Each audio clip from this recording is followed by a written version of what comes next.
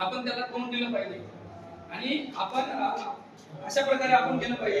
त्याच्यानंतर आपण काम करताना एखाद्याला प्रश्न विचारताना मुळीतच लाजवलं नाही पाहिजे किंवा त्याच्याविषयी एखादी तक्रार पण नाही केली पाहिजे. एखादा उत्तर द्यायच्या मनस्थितीमध्ये नसेल तर त्याला आपण सांगितलं पाहिजे की ही जी जनगणना आहे, काही जण तुम्हाला जनगणना करायची नाही असं सुद्धा सांगतील.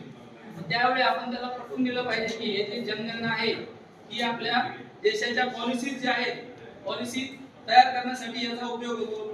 त्यानंतर एखाद्या गावामध्ये नवीन शाळा गरजेची आहे का, पाण्याच्या सुविधा कशा आहेत, आपल्या गावातील रस्ते कसे आहेत, शासनाने ज्या वरून दिलेल्या सुविधा आहेत त्याची अंमलबजावणी कशी होते, तर या सर्वांचं प्लॅनिंग करण्यासाठी, पॉलिसी ठरवण्यासाठी जनगणना केली जाते. त्याच्यामुळे जर आपण जर उत्तर बरोबर नाही दिली तर निश्चितच याचा फायदा किंवा याच्यामध्ये पुढे जाऊन आपल्याला काहीतरी अडचणी येऊ शकतात. त्याच्यामुळे आम्हाला सहकार्य करायचे, अशा प्रकारचे आपण त्यांना पटवून द्यायचे.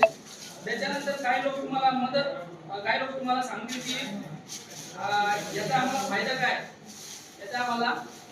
काय, तर फायदा त्यांना हे सांगायचं आहे की याच्यामुळे तुम्ही जी माहिती सांगणार आहे त्या माहितीमुळे तुमचा कोणताही लाभ काढून घेतला जाणार नाही किंवा तुम्हाला कोणताही लाभ दिला जाणार नाही. आणखी काही जण तुम्हाला प्रश्न विचारतील की आम्ही तुम्हाला कॉन्फिडेन्शियल माहिती सांगतोय आणि ही माहिती जर कुठं लीक झाली तर कदाचित आमचं जे जीवन आहे त्याला काहीतरी बाधा होऊ शकते, बरोबर आहे का नाही. तर त्यावेळी त्यांना सांगायचंय की हा जो सेन्ससचा डाटा आहे तो कुठेही लीक केला जात नाही. इव्हन हायकोर्टमध्ये सुद्धा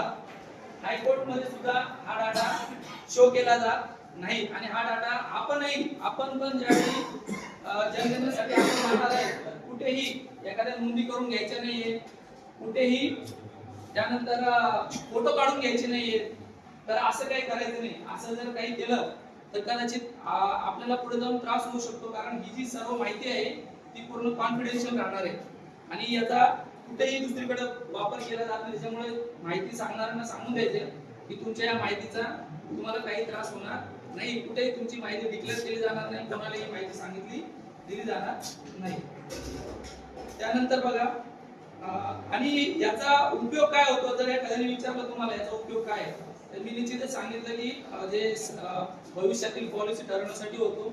त्याच्यानंतर आपले जे पीएचडी वाले काही स्टुडंट राहतात यांना पण ते आकडे घेतले जातात जनगणनेचे आणि ते जनगणनेच्या आकड्यावरून त्यांना पुढचा रिसर्च करायला सोपं जातं. त्यानंतर बघा की